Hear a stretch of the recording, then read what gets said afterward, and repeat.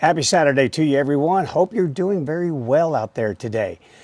I got a viewer question that asked me, and again, this is a topic that I have covered more than 1,000,000 times, but it just won't go away.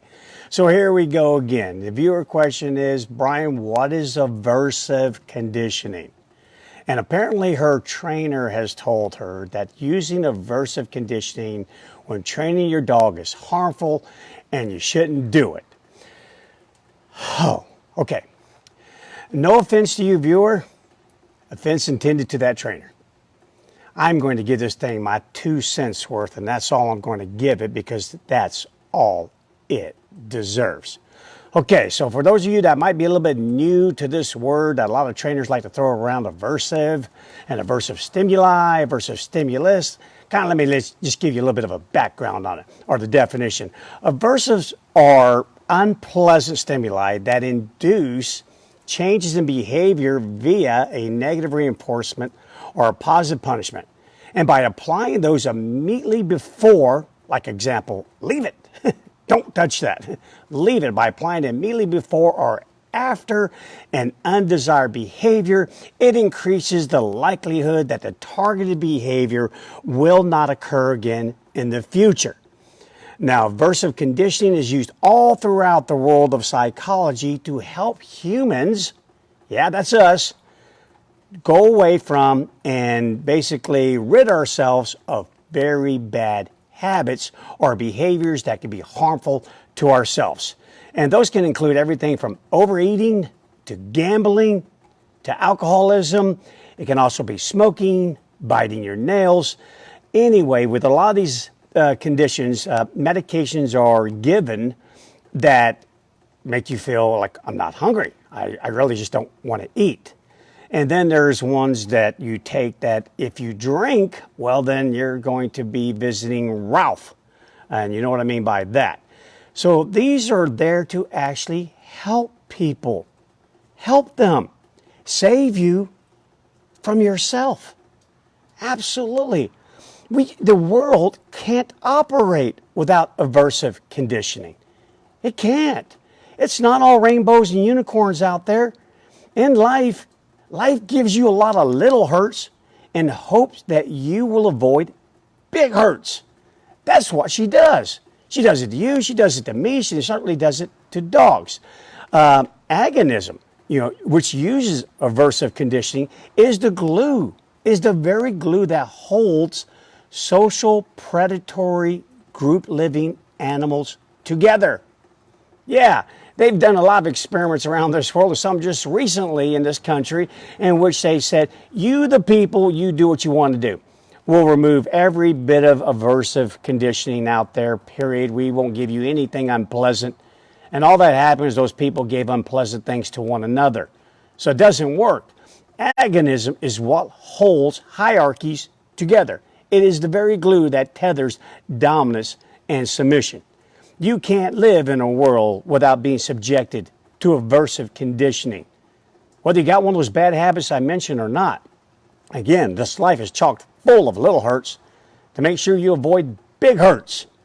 And that's what it's about kind of in dog training. If you want reliability, if you want your dog, you know your dog will come when called. You know your dog's not going to jump on your guest. You know your dog's not going to eat your furniture and eat your clothes. Your dog is not going to bite someone.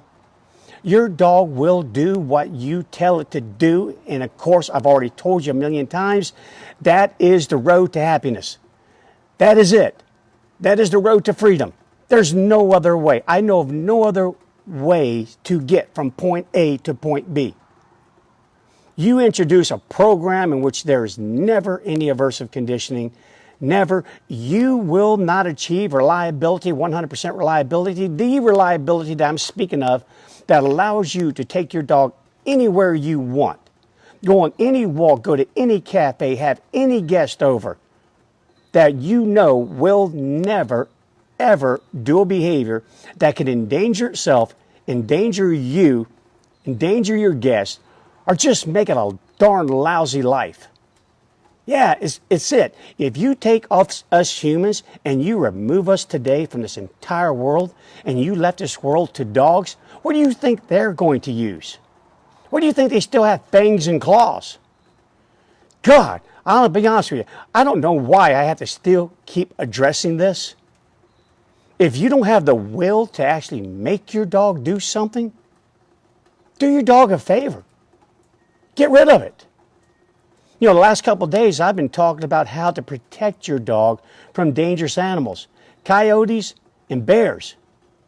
Maybe I need to address how to protect your dog from the most dangerous animal in the world, and that's a stupid human. Yeah, I'm sick of it. I'm sick of these darn trainers out there sitting there saying, oh, you can do it all, you can do everything. Yeah, I can teach Captain to roll over using just a treat. And if he doesn't roll over, and I'm trying to show this off to someone, big deal. Big deal.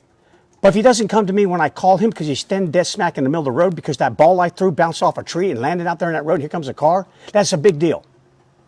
Big deal. And when my dog is so ill-behaved that I can't stand it, my family can't stand it, my friends can't stand it, what do you think happens to the dog? Even the most fierce creatures say uncle when they've had enough of it. And so I just get sick of addressing it. It's just, again, this just doesn't deserve a lot of my time. And you, viewer, you need to walk away from that situation. If you're teaching dog tricks, knock yourself out.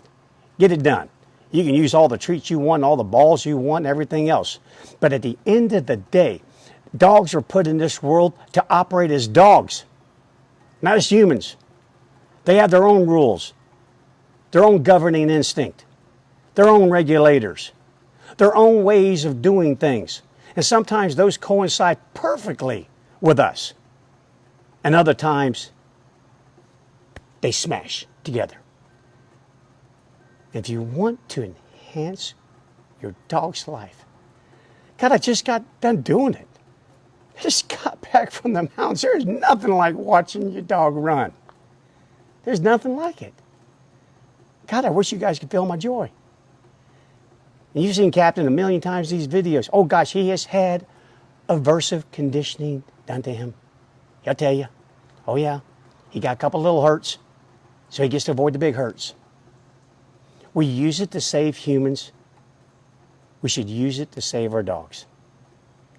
All it takes is just knowing how to do it correctly. So that's it, guys. That's my 2 cents. You can't love something out of existence. You can't do it. Every now and then, you just got to act like nature. You got to get her done. Little hurts, stop big hurts. Aversive conditioning, it's needed. And anyone tells you it's not, and you want to have that reliable obedience, the one I'm talking about, then you need to walk away, because they're wrong. Absolutely wrong. And anyone that ever wants to debate that subject with me and do it on Facebook Live in front of a live audience, you know where to find me. I'm right here. Okay? So now I'm going to go ahead and leave, because that was my 2 cents. Probably just gave it 3 cents. That's 1 cent way too much more than it deserves. So I'm out of here. If you guys got a subject that you want me to talk about, you got a trainer giving you advice that makes you pause, like this viewer did, and go, wait a minute. This isn't working for me. This doesn't seem to be curbing any of my dog's bad behaviors. Things are getting rough around here. So I'm going to reach out to Bryan and see what he thinks about this. You run into that, send it to me. Send it to me. And I'll be glad to talk about it. Okay, guys.